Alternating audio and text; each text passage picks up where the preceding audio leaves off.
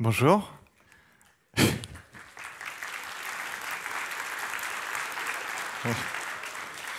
Je vois que vous êtes nombreuses et nombreux à vouloir casser des clusters Kubernetes. Ça m'inquiète un peu. Je me présente, je m'appelle Denis Germain. Je suis Platform Engineer chez Lucas. C'est un SaaS RH. J'ai travaillé dans d'autres entreprises, certaines que vous connaissez sûrement, comme Deezer, Lectra, Leclerc.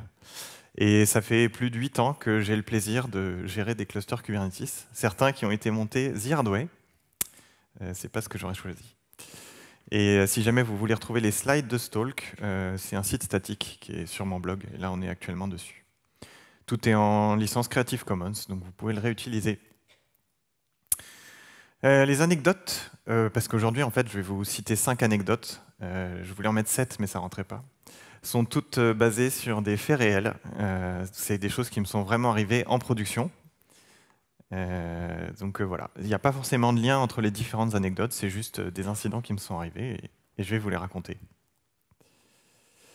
Ok, donc on va parler de liveness, readiness, on va parler de gens qui font des actions en prod pas forcément les bonnes, on va parler d'ingress, on va parler de certificats, parce que c'est fun les certificats, et on va parler de systemd, et peut-être que vous aurez reconnu la chanson Who Let the Dogs Out, si vous êtes vieux comme moi. Ok, on commence par les liveness. Qu'est-ce que c'est qu'une liveness? Des fois qu'il y aurait des gens qui ne seraient pas tout à fait au courant des concepts de Kubernetes. Kubernetes, c'est un orchestrateur de conteneurs. Kubernetes vérifie que l'état des conteneurs est correct, que le conteneur il fonctionne, mais des fois ça ne suffit pas. Ça ne suffit pas à savoir si l'application elle est vraiment vivante ou pas. Et donc pour ça, il y a un concept dans Kubernetes qui s'appelle les liveness et les readiness probes, qui sont en fait des sondes qui vont vérifier pour la liveness que le pod est réellement en bonne santé, donc que votre application fonctionne réellement. Ça peut se faire via un check HTTP qui est régulier. Et la readiness, elle, son rôle, ça va être de s'assurer, les javaïstes sauront de quoi je parle, que l'application, elle a beau être démarrée, elle n'est peut-être pas forcément prête tout de suite à recevoir du trafic. Voilà. Et donc du coup, on a ces deux probes qui sont différentes, qui peuvent être des checks HTTP ou autre chose, mais on va se concentrer sur les checks HTTP aujourd'hui. Et donc, quand je suis arrivé dans une entreprise, une des entreprises que je ne citerai pas, il faudra deviner de laquelle il s'agit, c'est une entreprise qui avait décidé de faire une architecture fortement découplée avec des microservices, donc pas de couplage entre les microservices. Et une façon de faire ça, un des patterns, vous connaissez sûrement ça mieux que moi, c'est de rajouter un message bus entre les différents microservices. Donc en fait, il y a un microservice qui envoie un message au message bus. Le message bus met à disposition le message, et quand le consommateur du message, l'autre microservice, est prêt à recevoir le message, elle le consomme. Ça permet de découpler les microservices, et s'il y en a un qui tombe en panne, on n'a pas de souci. Bon, ça c'est super, mais l'entreprise en question, quand je suis arrivé, elle m'a dit ouais, notre cluster RabbitMQ, il n'est pas super résilient, est-ce que tu pourrais le rendre un peu plus résilient? Donc j'ai travaillé, j'ai rendu ça super résilient, j'ai mis de la haute disponibilité partout, on a fait des tests, c'était super résilient, on pouvait couper des nœuds, ça marchait bien.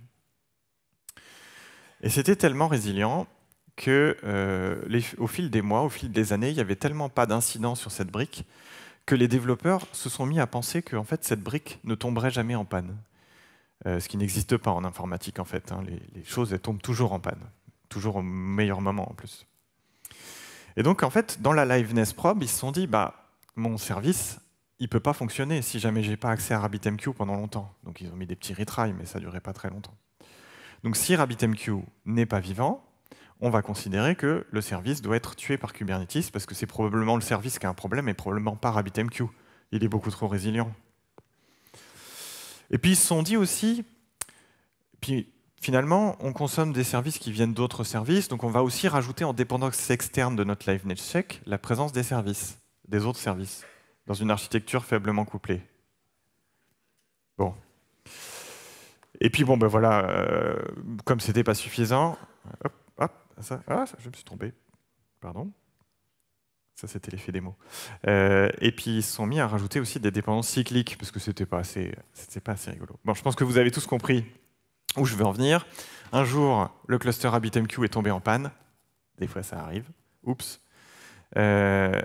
le pod B est mort parce que le pod A était mort, le pod C était mort parce que le pod B était mort, et ainsi de suite.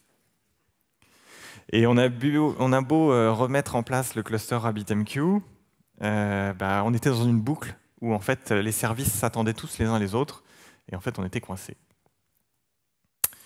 Comment on s'en est sorti? Là, il n'y avait pas trop de solutions. On est allé à la main supprimer toutes les liveness et toutes les readiness dans les manifestes de nos applications sur Kubernetes. C'était relou. Et ensuite, après, on est allé modifier les templates pour s'assurer qu'il n'y ait pas de dépendance cyclique, et en particulier pas sur RabbitMQ de nos services. Et on a terminé par écrire un document de bonne pratique, ce qu'on appelait à l'époque un document d'architecture, qui a été adopté par tout le monde. Et grosso modo, ce que disait ce document, et que je vous conseille toujours aujourd'hui, c'est que toutes les applications doivent avoir dans Kubernetes des liveness et des readiness probe. Il faut que ces liveness et ces readiness soient deux URL distinctes, parce que c'est deux concepts complètement différents. On ne va pas du tout faire les mêmes choses avec les deux. En particulier sur la liveness check, ne mettez surtout pas de dépendance externe, si vous voulez éviter ce qui nous est arrivé.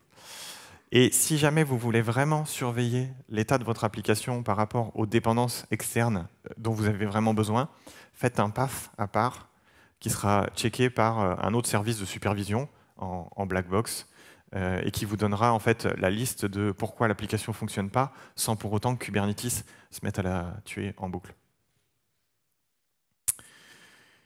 OK. Donc ça, c'était le premier incident. On change complètement d'entreprise et de décor. Donc dans Kubernetes, il y a un outil qui est très souvent utilisé pour déployer des applications et les partager. C'est un outil qui s'appelle Helm. Helm, c'est à la fois une façon de partager des applications et une façon de les déployer dans Kubernetes. C'est un moteur de templating qui se base sur du Go template et qui permet de générer des manifestes YAML et après de les déployer avec différentes versions dans Kubernetes. Et ça faisait longtemps qu'on utilisait Kubernetes dans l'entreprise où j'étais. Et donc on utilisait une vieille version encore de Helm, qui était la version 2. N'utilisez surtout pas ça aujourd'hui. Ça fait des années que la version 3 existe et a corrigé plein de problèmes qui étaient dans la version 2.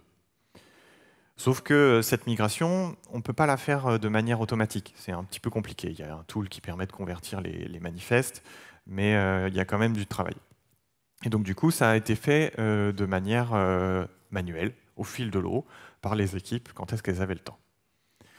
Et puis un jour, y a un de mes collègues, c'est pas beau de dire du mal de ses collègues, qui, après une migration V2 vers V3, a vu qu'il restait des manifestes dans Kubernetes qui s'appelaient SH, Helm, Release V1. Il s'est dit, Helm V1, on supprime, ça sert à rien. Bon, pas de bol. En fait, ça, c'est la version de l'API. Helm SH Release V1. Et ça n'a rien à voir avec la version de Helm. C'est juste la version de l'API. Et ça, c'est très gênant parce qu'en fait, c'est tout l'historique de déploiement d'applications qu'il a supprimé. Donc en fait, les applications étaient toujours présentes, mais Helm n'avait aucune idée de qu'est-ce qui avait été déployé. Et on est tombé dans un bug un petit peu pourri qui fait que quand vous supprimez toutes les releases de Helm, Helm n'ayant plus aucune connaissance de l'état de l'application, refuse catégoriquement toute mise à jour de l'application déjà déployée. Donc ça, c'est très gênant parce que le jour où un développeur a voulu mettre à jour l'application qui n'avait plus de release, s'est retrouvé à ne pas pouvoir la faire. Alors, ce n'était pas un très gros incident, dans le sens où on n'était pas pressé pour le résoudre, on n'était pas pressé par le temps. La mise à jour, ce n'était pas une grosse CVE qui faisait que le cluster était complètement ouvert et qu'il fallait absolument faire la mise à jour très rapidement. Le problème, c'est que cette application, elle était en prod, elle recevait du trafic d'Internet, beaucoup de trafic venant de beaucoup d'utilisateurs, et j'étais dans une entreprise où si jamais le service est down pendant 5 minutes, vous avez des milliers de messages sur Twitter pour dire que l'entreprise ne fonctionne pas, que le service ne fonctionne pas. Donc du coup, il fallait qu'on trouve une façon de mettre à jour l'application sans faire un delete purge, donc sans supprimer la totalité des éléments et de réinstaller par derrière. Alors comment on s'en est sorti? Alors on s'en est sorti avec une bidouille que je ne vous conseille pas. Il se trouve que dans Kubernetes, la base de données qui permet de gérer à la fois l'état réel de vos manifestes et l'état souhaité s'appelle le TCD, c'est un cluster. Et il se trouvait que pour avoir ceinture bretelle parachute, on faisait des sauvegardes de cette base de données TCD. Donc on a écrit un petit script, c'était avant les LLM, donc en plus on a tout fait à la main, on était très contents de nous, qui allait récupérer une base de données TCD, une sauvegarde, monter une base de données temporaire, récupérer le contenu des manifestes, extraire les manifestes qui nous intéressaient et les réinjecter dans la base de données de prod. Alors voilà, ça c'est, faut savoir ce qu'on fait. Hein, ne faites pas ça chez vous. Une meilleure méthode, mais on n'avait pas mis l'outil en place. Si jamais vous voulez vraiment faire ça, si jamais vous voulez restaurer des clusters Kubernetes ou des manifestes Kubernetes à un moment donné, utilisez plutôt un tool qui est fait pour ça, qui s'appelle Velero. Il y a mon ami Rémi Vercher qui a fait un talk à ce sujet, via le lien dans la slide. Moi, j'aime pas trop ça. Parce que Kubernetes, c'est quelque chose de vivant. Il y a la base de TCD, il y a justement l'état réel et l'état souhaité. Et j'aime pas trop l'idée d'écrabouiller une base de données clé-valeur avec beaucoup de modifications en prod.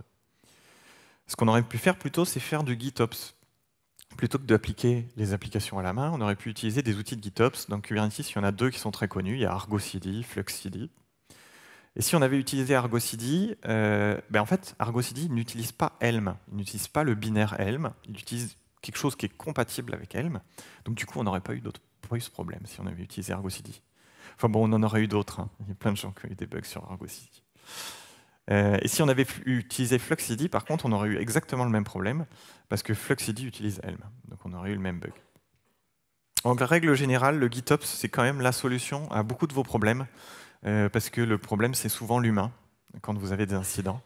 Et le GitOps, ça permet d'avoir une source de vérité unique et de limiter grandement les actions manuelles. Donc je vous conseille de ne pas faire des choses à la main. Cool. Donc toujours dans cette même entreprise, j'ai eu un autre incident. Un incident rigolo, un incident que je savais qu'il allait m'arriver et j'ai rien fait pour empêcher que ça arrive. On va parler d'ingress et de virtual service. Qu'est-ce que c'est qu'un ingress? L'ingress dans Kubernetes, c'est l'API, la brique logicielle, qui va nous permettre d'abstraire un reverse proxy dans Kubernetes. C'est-à-dire qu'on va lui donner une URL en entrée, on va lui donner un logiciel qui va récupérer tous les appels HTTP entrants, et lui va savoir rediriger vers le bon service, donc l'équivalent des load balancers internes de Kubernetes, et ensuite ça va aller sur la bonne application. Bon, ça c'est très classique, tout le monde utilise ça, ça permet de ne pas avoir à exposer la totalité de nos applications, ça fait la rupture protocolaire, c'est top. Les virtual services, qu'est-ce que c'est? C'est exactement la même chose, sauf que un petit peu différent. C'est un logiciel qui s'appelle Istio, qui ajoute une custom resource definition, qui permet en fait de faire des ressources custom qui n'existent pas dans l'API standard de Kubernetes, et qui va nous permettre de faire exactement la même chose. Donc on aurait le problème que ce soit ingress ou virtual service, enfin, en tout cas le problème dont je vais vous parler. Donc c'est une entreprise que je ne citerai pas, qui fait de la musique en ligne. Et cette entreprise, tous les ans, comme les autres d'ailleurs, font une petite rétrospective. C'est très rigolo. On vous fait des stats sur votre musique. Est-ce que vous êtes le 1% fan de Taylor Swift ou des choses comme ça. Et ce récapitulatif, tous les ans, il est différent. Tous les ans, on en développe un nouveau. Tous les ans, il est différent, quoi. Et comment ça se passe? On a l'ingress controller qui récupère les requêtes HTTP, qui voit que la rétrospective, c'est url.example.org, et ça l'envoie sur le bon back-end. L'application de 2023. Sauf que le développeur de l'application 2023, c'est aussi le développeur de l'application 2024. Et il s'est dit, tiens, si je redéployais mon appli avec la même URL, sauf que ce qu'il n'avait pas vérifié, c'était que l'appli 2023, elle n'avait pas été décommissionnée. Et en fait, Kubernetes, il ne vous interdit pas de faire ça. Kubernetes, il ne vous interdit pas de créer deux ingress avec la même URL. Et la spec l'autorise, en fait. Et en fonction de l'ingress controller, donc ça dépend de l'ingress controller, comment il le gère, vous allez soit vous retrouver avec un seul ingress qui répond pour les deux, donc il n'y en a qu'un des deux qui recevra des requêtes. Ou alors vous pouvez vous retrouver avec un genre de round robin chelou, où la moitié des requêtes arrivent sur le mauvais back-end de 2023 et l'autre moitié sur le back-end de 2024. Et c'est ce qui s'est passé, et c'est assez pénible à débugger, parce que d'un point de vue applicatif, tout est fonctionnel, l'application fonctionne, c'est juste qu'elle reçoit que la moitié des requêtes. C'est bizarre. Il n'y a pas d'erreur flagrante, les liveness et les readiness sont bonnes, etc. Par contre, côté client, on a des erreurs 400 et des erreurs 500 très bizarres qu'on n'arrive pas à comprendre. Alors, il y a une solution pour empêcher ça, pour limiter ce que Kubernetes vous autorise à faire. Et cette solution, en fait, c'est les mutating et les validating webhooks. Alors, comment ça fonctionne? Quand une requête arrive à Kubernetes, quand on crée un objet dans Kubernetes, par exemple, on passe par donc, le serveur d'API, l'API server, qui ensuite vérifie que vous avez le droit de faire cette requête. Il valide le schéma de l'API que vous voulez utiliser et il le persiste dans etcd. Mais entre les deux, il y a ce qu'on appelle les mutating admission et les validating admission, qui sont des webhooks qui vous permettent de rajouter des étapes supplémentaires dans la validation de n'importe quelle requête Kubernetes. Alors ça fonctionne. Ça fonctionne. On peut s'amuser à écrire des webhooks qui vont modifier le comportement des API de Kubernetes. Et d'ailleurs, et je vous ai dit que je connaissais déjà l'incident avant de l'avoir, et pourtant je n'ai rien fait, c'est parce que la première fois que je suis allé à la KubeCon, qui est la plus grande conférence de Kubernetes en gros, qui se passe en Europe tous les ans, j'avais vu un retour d'expérience de Yahoo qui s'appelle 101 Ways to Break and Recover Kubernetes Clusters. Désolé pour l'accent. Et dans ce Rex, justement, ils avaient eu exactement le même problème et eux avaient développé en Go un webhook qui permettait de vérifier que quand on crée un ingress, il n'y avait pas deux fois le même host. Moi, je n'avais pas voulu faire ça, j'avais eu la flemme. Et donc, du coup, si vous ne voulez pas avoir la flemme et que vous n'avez pas envie de développer en Go, il y a deux outils qui existent dans le standard. Il y a Open Policy Agent et Kyverno qui vont vous permettre d'éviter d'avoir ce genre de problématique. Donc, je vous donne un exemple ici avec Kyverno. Alors, ça va être un petit peu difficile à lire, je suis désolé, mais je vais vous expliquer ce que ça fait. Grosso modo, c'est du YAML. On va lui dire de vérifier les ressources de ce type ingress. On va lui dire que pour chaque URL path dans ingress, de l'ingress, on va vérifier que les rules host ne sont pas égales à d'autres rules host. Dit comme ça, c'est peut-être un peu compliqué, mais en vrai, c'est très très facile à utiliser. Et quand vous ferez un Kubernetes apply pour vérifier que l'ingress n'existe pas déjà, vous prendrez une requête d'erreur de la part de l'API server qui vous dira que c'est bloqué parce que vous n'avez pas respecté une des policies. Donc c'est des moteurs de policy, c'est très intéressant. Ça ne sert pas qu'à ça, ça sert à beaucoup de choses. Ça sert à restreindre le champ des possibles de Kubernetes qui est volontairement très large. J'ai fait 2 articles de blog sur le sujet, un avec OPA, un avec Open Policy Agent et un avec Kyverno, qui sont sur mon blog. Je vois que j'avance bien, c'est cool. J'aurais pu en mettre une de plus. Dommage. Laisser expirer le Certificate Authority, c'est fun. Non. OK. Dans Kubernetes, tous les flux sont chiffrés. Qu'est-ce que ça veut dire? Ça veut dire que les différents composants du control plane, quand ils communiquent, ils ne communiquent pas en HTTP en clair, ils communiquent en HTTPS avec du TLS, donc avec des certificats, et en plus ils sont authentifiés. Si vous faites du Kubernetes managé, vous n'avez pas besoin de vous préoccuper de cette partie, c'est votre provider qui s'occupe de ça pour vous. J'espère qu'il le fait bien. Si jamais vous avez installé Kubernetes avec des outils comme KubeADM ou plein d'autres, j'en ai testé une cinquantaine. Oui, il y en a une cinquantaine d'outils pour déployer Kubernetes. La création des certificats va être automatisée pour vous. Et c'est tant mieux, parce que c'est relou. Mais il faut quand même s'en préoccuper, on en reparlera. Et moi, je suis arrivé dans une entreprise où il s'était dit que c'était une super idée d'installer en prod Kubernetes The Hard Way et de gérer les certificats eux-mêmes. Pour vous donner une idée un petit peu de tous les certificats qu'il faut générer et de tous les paramètres qu'ils doivent avoir, il y a une petite liste ici qui n'est pas exhaustive, qui est disponible sur la doc de Kubernetes. Et grosso modo, on va d'abord commencer par créer un certificat une certificate authority racine et de déployer toute une arborescence de certificats pour les différents composants du control plane. Tout est chaos. Je m'entraîne pour la jam ce soir. Alors, je triche un petit peu. J'ai pas eu l'incident en prod. J'ai pas eu l'incident en prod, mais quand je suis arrivé dans cette entreprise, on m'a dit « Denis, dans 3 mois, notre certificate authority expire en prod. Trouve une solution. » Donc du coup, j'ai beaucoup expérimenté. Et j'ai cassé beaucoup de clusters pour que ça n'arrive pas en prod. Donc je sais exactement ce qui se passe quand la certificate authority expire. Qu'est-ce qui arrive? Déjà, vous ne pouvez plus faire de commande kubectl. Pourquoi? Parce que le certificat de l'API server a expiré. Donc du coup, le client kubectl, il refuse de se connecter. Vos nœuds, là où il y a les conteneurs qui sont lancés et qui fonctionnent en prod, ne peuvent plus non plus communiquer avec l'API server pour les mêmes raisons. Donc du coup, si jamais il y a un nœud qui tombe en panne, si jamais il y a un nœud qui a besoin de lancer un nouveau conteneur, il ne peut pas le faire.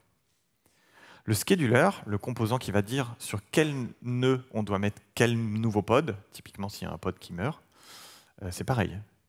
Le controller manager, qui va servir à toutes les boucles de réconciliation dans votre cluster Kubernetes, c'est quand même le truc un peu important, quoi. Pareil.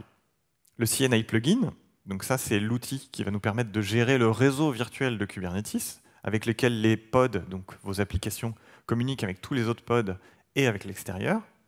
Lui non plus, il ne pourra plus bien fonctionner. Alors il fonctionnera encore un petit peu, ça dépend du CNI plugin.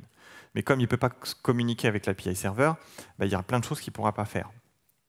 Et pire que tout, et là c'est vraiment la grosse catastrophe, l'API server ne peut plus communiquer avec sa base de données, etcd.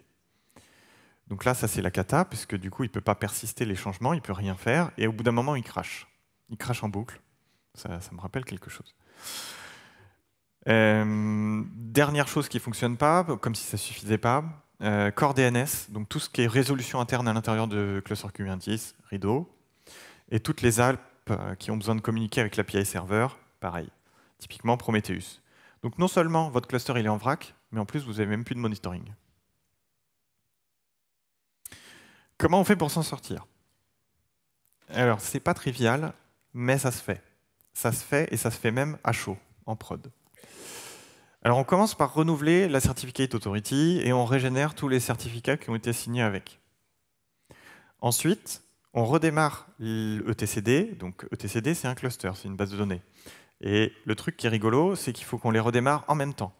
Parce que si jamais vous en redémarrez qu'un, il ne va pas voir les autres. Donc il n'aura pas le quorum. Donc il va s'auto-saborder. Donc il faut redémarrer tous les nœuds ETCD en même temps, vérifier que le cluster se reforme proprement. Une fois qu'on a un cluster etcd qui est opérationnel, on peut redémarrer l'API server, qui est complètement rideau de toute façon, donc il va falloir le kill. Et à partir de là, on commence à retrouver un semblant de control plane. On peut commencer par redémarrer le CNI, parce que sans réseau, on est quand même plutôt mal dans Kube. Supprimer tous les certificats des kubelets, donc l'agent sur les nodes, et le redémarrer. Là, lui, il est capable tout seul de le refaire, le certificat. Et à partir de là, on peut commencer à interagir avec l'API server avec des petites commandes kubectl. Ça tombe bien, on en aura besoin. On redémarre le control manager, on redémarre le scheduler. Là, on a un control plane qui est à peu près correct. On peut mettre à jour tous les tokens de tous les service accounts, parce que les tokens, c'est ce qui permet aux comptes de service de communiquer avec l'API server, ils ont tous expiré, puisqu'ils ont été signés avec un certificat qui avait expiré. Donc là, j'ai sorti mon plus beau bash pour faire une petite boucle magnifique qui va récupérer tous les service accounts qui ont des tokens et refresh les service accounts. Et dernière étape, on redémarre tout ce qui a besoin de communiquer avec l'API server. C'était tellement pénible que j'en ai fait un article de blog, là aussi. Les bonnes pratiques pour éviter que ça n'arrive, le plus important, c'est d'ajouter du monitoring, en fait. Donc, ce que vous devez faire, c'est mettre, par exemple, un exporteur Prometheus. Il y en a plusieurs qui existent. Moi, j'aime bien celui de mes copains de Enix, qui s'appelle X509 Certificate Exporter. J'ai fait 1 ou 2 PR dessus, d'ailleurs. Il est très chouette. Qui va vous permettre en fait, d'exporter tous les certificats, que ce soit des fichiers ou des certificats générés via API dans Kubernetes, et d'avoir un beau dashboard et des belles alertes pour savoir quand est-ce qu'ils vont expirer. La bonne pratique, c'est évidemment de ne rien faire the hard way, hein, pas des certificats, sauf si vous aimez ça. Je ne juge pas. Et dernier petit tips, alors ça c'est un petit peu plus récent, alors récent étant relatif, récent par rapport à la création de Kubernetes, mais pas très récent, il y a quand même plusieurs années que ça existe. Il y a une nouvelle API qui s'appelle la Token Request API dans Kubernetes, qui permet d'éviter d'avoir des tokens qui vivent longtemps dans votre cluster, et ça c'est mieux en termes de sécurité. Donc si jamais vous avez vraiment des service accounts, si jamais vous avez des applis qui ont besoin de discuter avec Kubernetes, utilisez plutôt cette API qui va vous générer des tokens qui ont une courte durée de vie, plutôt que d'utiliser des tokens qui vivent longtemps. Ça c'est chouette. Et on arrive déjà à la dernière et la meilleure, mon plus gros incident sur Kubernetes. Who let the system D's out? Il y a 4 fois un chien. C'est parce que c'est pas que mon plus gros incident de production, c'est aussi un des plus gros incidents de production chez Datadog. Je ne sais pas s'il y a des gens de Datadog dans la salle. Je pense qu'eux, en tout cas, s'en souviennent. Donc, contexte. Moi, je travaillais dans une entreprise, c'était pas Datadog, qui avait pour mission, qui s'était mis en tête de migrer un Kubernetes déployé The Hard Way, hein, on en a déjà parlé, vers une solution un peu plus automatisée avec KubeADM pour plus avoir à gérer les renouvellements de certificats à la main. Et la stack qui avait été choisie par l'ingénieur qui avait décidé de faire ce projet, moi, c'est l'OS Ubuntu 22.04, parce que c'était la LTS à ce moment-là. Le CNI plugin qui s'appelle Cilium. Et ce qu'il faut savoir, c'est que dans cette entreprise, le Kubernetes était déployé sur des nœuds directement sur le serveur, en bare metal, et géré en GitOps. C'est dans la philosophie cattle versus pet, qui est de dire que les serveurs, on s'en fiche. S'ils commencent à faire des choses bizarres, on s'embête pas, on les supprime, on les réinstalle. Brutal. Tous les points que je vous ai mis là sont importants pour comprendre ce qui va se passer. Le 7 mars 2023, après une mise à jour de certains nœuds, il y en a qui commencent à ne plus répondre que sur l'IP de management. Donc, on avait, pour remettre un tout petit peu de contexte, on avait décidé, pour des raisons de sécurité, de séparer les réseaux. C'est quelque chose qui se fait assez couramment. L'IP de management, qui permet de se connecter en SSH à son propre VLAN, et les IP applicatives ont d'autres VLAN. Et du jour au lendemain, il y a une partie des nœuds qui se mettent à ne plus répondre que sur l'IP de management. Tous les autres interfaces sont KO, et aussi, tout le réseau de Cilium est KO. Du coup, les conteneurs sont up, mais ils sont injoignables. Donc du coup, les liveness et les readiness sont KO. Tout est lié. Et on se retrouve avec des crash loops, alors ça c'était le plus rigolo, des composants du control plane, puisque l'API serveur ne peut pas causer avec le TCD. Donc c'était vraiment la catastrophe. Mais on est en pet versus cattle, on garde notre calme, on réinstalle les nœuds. Et là, réinstaller les nœuds ne résout pas le problème. Panique. Pour expliquer vraiment ce qui s'est passé, je suis obligé de revenir en arrière, et en arrière assez loin. En décembre 2020, il y a systemd, un composant qu'on retrouve sur de nombreuses distributions Linux, dans sa version 248, qui introduit un tout nouveau comportement dans un des sous-systèmes de systemd, puisque systemd, ça fait un peu tout, hein, un peu trop. Et dans le composant donc systemd networkd, au démarrage, ce qui se passe, c'est que, pour des raisons de sécurité, il supprime toutes les règles de routage IP qu'il ne connaît pas. En avril 2021, il y a un paramètre qui a été ajouté et qui permet de désactiver ce comportement dans une autre version. Et il se trouve que le 7 mars 2023, pour une raison qui n'a strictement rien à voir avec le réseau, il y a une CVE qui est découverte sur systemd. Une CVE pas très importante, pas très grave, un truc noté 5 sur 10. Bon, c'est embêtant, mais voilà. Et du coup, systemd étant dans la liste des paquets qui sont mis automatiquement à jour via unattended upgrades, est mis à jour sur une partie de nos serveurs. Et au bout d'un moment, sur tous nos serveurs. Sauf que ce patch, quand il est appliqué, il redémarre systemd et il flush toutes les IP. Et à partir du moment où la mise à jour est appliquée, la table de routage est flushée et toutes les communications réseau, sauf celles sur l'interface SSH, juste qui sert au management, répondent l'erreur Destination Net Unreachable. Les bonnes pratiques. Comment on fait pour se prémunir de ce genre d'incident? Alors moi j'ai mis 2 petits trolls. Le premier, c'est juste supprimer systemd, parce qu'en fait, ils ont fait n'importe quoi ce jour-là.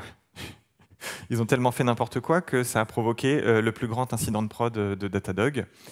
Toutes les régions de Datadog monde étaient impactées, puisqu'ils avaient exactement choisi la même stack que moi.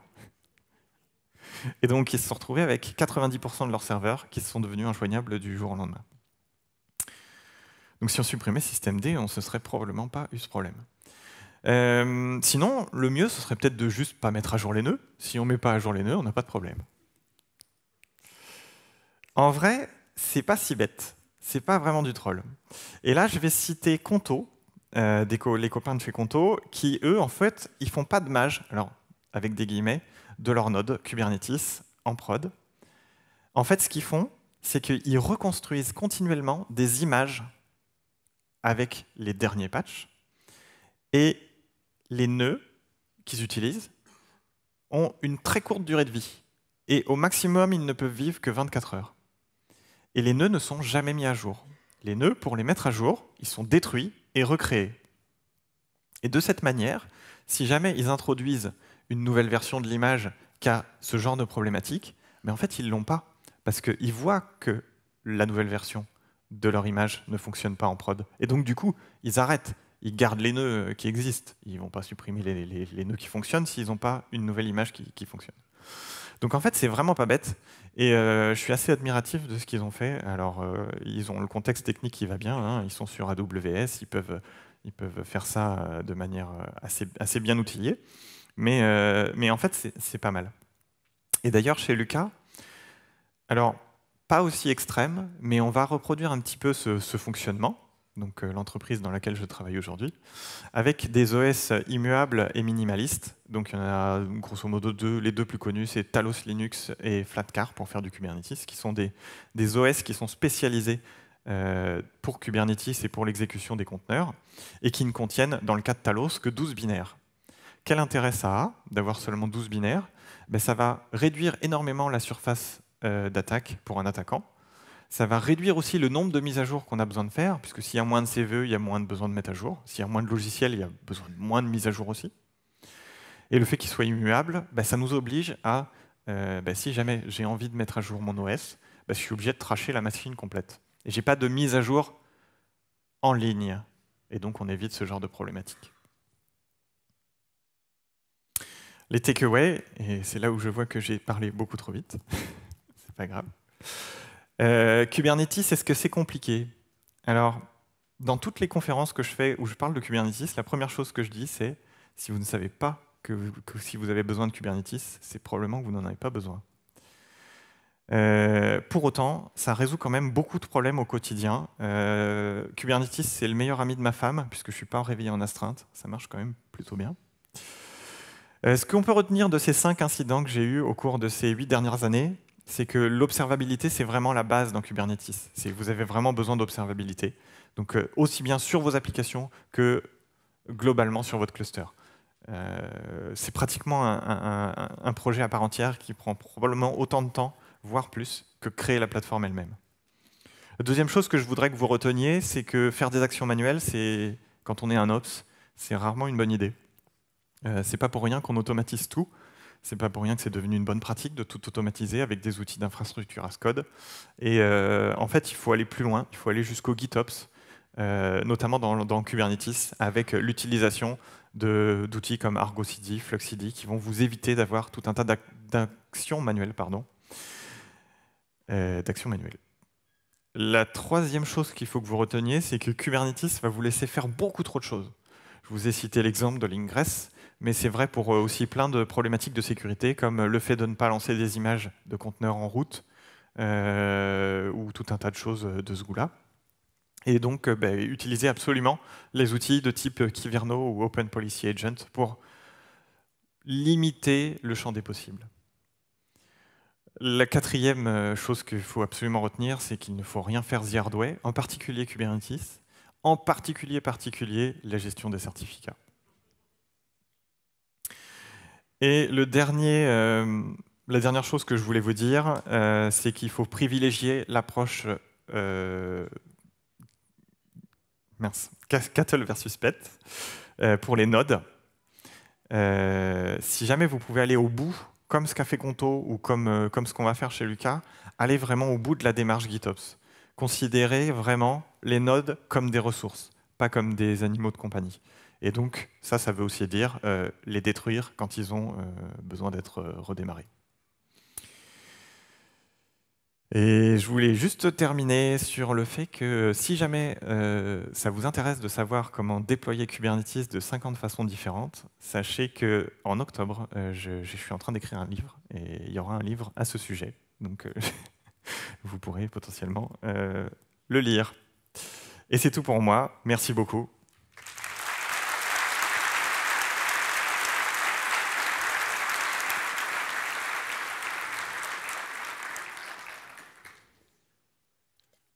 Alors du coup, je pensais qu'il n'y aurait pas de temps pour les questions, mais en fait, on a plein de temps pour les questions. Donc si jamais vous voulez plus de détails sur un incident en particulier, ou me poser d'autres questions, c'est avec plaisir. Il y a une question devant. Le sprint a commencé.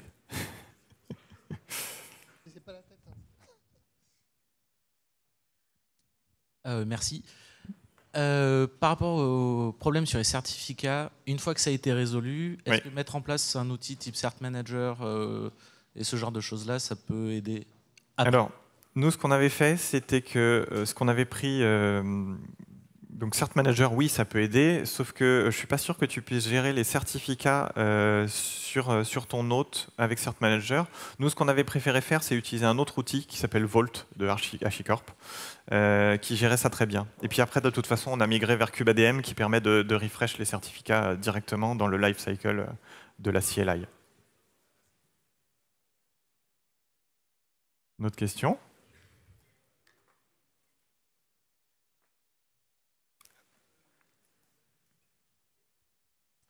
Merci pour la présentation. Si je reviens sur les liveness et readiness, vous dites qu'il ne faut pas faire de check de dépendance externe sur les liveness. Oui. Et du coup, comment est-ce qu'on peut s'assurer de l'état de santé de l'application dans ce cas? Oui. Alors moi, ce que je conseille, c'est de faire un autre chemin. Donc il y a le /live pour la liveness, le /ready pour la readiness. Et moi, je conseille de rajouter un /health qui va faire en fait un résumé de l'état de santé de l'appli qui va être checké par une application externe, n'importe, un outil qui va vérifier et qui va donner comme ça l'info. Mais de laisser la liveness vraiment être gérée par Kubernetes pour redémarrer les pods qui ne fonctionnent plus, quoi. Parce que l'application en soi, elle fonctionne. C'est l'application externe, la dépendance qui ne fonctionne pas. Merci de rester en silence et de ne pas commencer à parler tant qu'il y a des questions-réponses, s'il vous plaît, par respect pour tout le monde. Merci.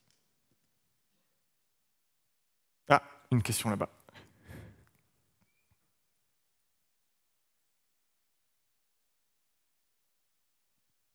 Deux questions, c'était super.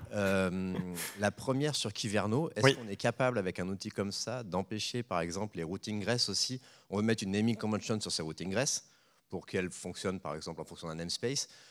On a mis nous une naming convention mais on n'a jamais essayé de l'appliquer. C'est un truc qu'on peut faire avec ça aussi ou pas? De l'appliquer, tu veux dire de modifier? De vérifier en fait qu'une route qui serait sur un ingress controller respecte une naming convention en fonction du namespace qu'elle cible. Oui. Alors, est-ce que c'est un bon outil pour le faire ou pas? Oui. On peut faire des choses. On peut faire des choses de ce goût-là. Alors, ça nécessite de manipuler un outil. Donc, je crois que c'est JMSPass. C'est comme JSONPass mais différent, qui permet de faire des trucs et de valider des choses. Mais oui, c'est totalement l'outil pour faire ça en fait. Tout ce qui est naming conventions, tout ça, c'est vraiment un outil qui est top. C'est un petit peu dur à maintenir dans le temps, mais c'est vraiment chouette. C'est super Kyverno pour ça. Et la deuxième sur les certificats toujours, parce que je pense qu'on est plusieurs à avoir eu les blagues comme ça. C'était quoi l'idée de la société? Est-ce que ça vient de la Sécu? Qui c'est qui avait forcé entre guillemets l'utilisation d'un root certificate, j'imagine privé, créé en interne, ou est-ce que c'était carrément un intermédiaire signé par une autorité tierce. C'était quoi? Qui était derrière cette idée, on va dire? Alors, comme dans beaucoup de projets informatiques, ça commence par un POC et le POC finit en prod. Voilà. Donc c'est quelqu'un qui avait récupéré des scripts très très early de Kubernetes, qui avait réutilisé ça tel quel et qui n'avait pas prévu le cas et qui était parti au moment où ça a expiré, bien sûr. Le move classique. Hello, petite question. Tu as mentionné tout à l'heure les unattended upgrades. Oui. On s'est fait mordre à back market quand on était en self-managé exactement de la même manière. Et une des conclusions, c'était la golden image, exactement comme tu le mentionnais avec Conto. Est-ce que toi, tu as des recommandations spécifiques sur les unattended upgrades? Est-ce que tu as tendance à les stopper totalement? Comment on planifie un petit peu ces upgrades et au moins on se limite les impacts des systèmes D, quoi? Bah, du coup, moi, je préfère pas. Enfin, comme j'ai dit, je préfère juste pas m'embêter avec ça. C'est-à-dire qu'on prend des systèmes qui n'ont plus ces problématiques-là. Donc, c'est pour ça que je crois énormément dans les OS immuables, parce que du coup, tu te forces à jamais toucher à l'OS, en fait. Après, derrière, comment tu cadences, bah là, ça, il faut travailler. Ça t'oblige à déployer une CI, en fait, enfin, de faire toi-même le taf pour t'assurer que bah, tes images sont livrées continuellement et qu'elles fonctionnent. Donc ça nécessite du taf, mais on s'embête beaucoup moins. S'il n'y a plus de mise à jour, c'est plus de problème, quoi.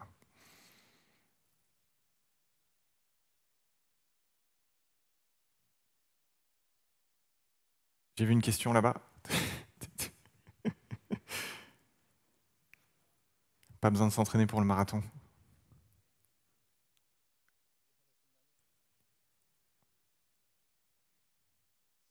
Bonjour, merci beaucoup déjà, c'était très cool. Plaisir. Dans le cas d'une entreprise qui migrerait de pur bare metal sans cube vers du cube, dans l'idée d'essayer de supprimer un maximum de toutes ces anecdotes, on va dire, est-ce qu'il y aurait quand même une recommandation de dire, quitte à ne rien faire the hard way, autant que tout soit géré via un cube en SaaS, ou est-ce qu'on devrait quand même partir sur différentes machines et fabriquer notre cluster cube via différentes installations, que ce soit CubeADM ou autre?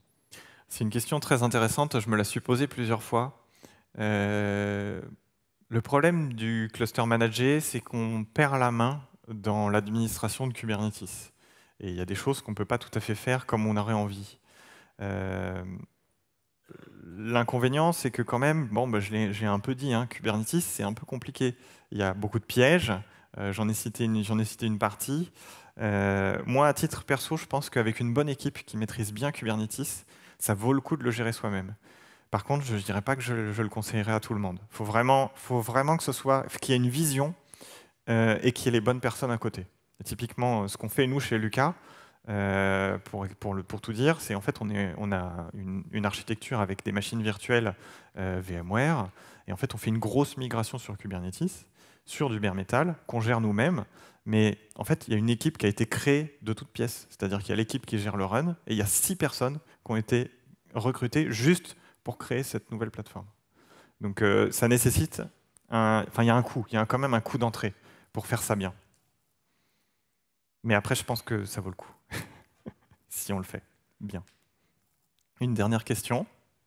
Ah, tout là-bas. Il y en avait peut-être là, je suis désolé, non? Je l'ai pas vu. Hop. Hello. Comment tu comptes implémenter le TTL sur les nodes, sachant que chez Conto, ils ont Carpenter qui font tout à leur place? Ouais, c'est ça. Alors ça, c'est une très bonne question. Aujourd'hui, j'ai pas craqué ce sujet. En fait, c'est toute ta CI. C'est toute ta CI avec ta golden image qui doit gérer ça. Soit tu le recodes toi-même, soit tu recodes un bout de Carpenter, en fait. Carpenter, à l'époque, ça a été développé pour AWS. Ça a été redonné à la communauté. Ça a son propre SIG maintenant. C'est pour ça d'ailleurs que maintenant qu'il y a 6 providers, GCP, AWS, Alibaba, enfin bon bref, il y en a 6. C'est pas très difficile de recoder le bout de Carpenter qui va bien pour que tu le plugues à ton infra et le rendre compatible. Je sais déjà qu'il y a plusieurs scale-up qui l'ont fait dans leur propre contexte. Donc c'est pas, voilà, probablement qu'une partie de la solution, ça pourrait être à terme de coder le bout de Carpenter qui nous manque pour justement reproduire ce que fait Conto. Eh ben, je vous remercie et je vous souhaite un bon appétit.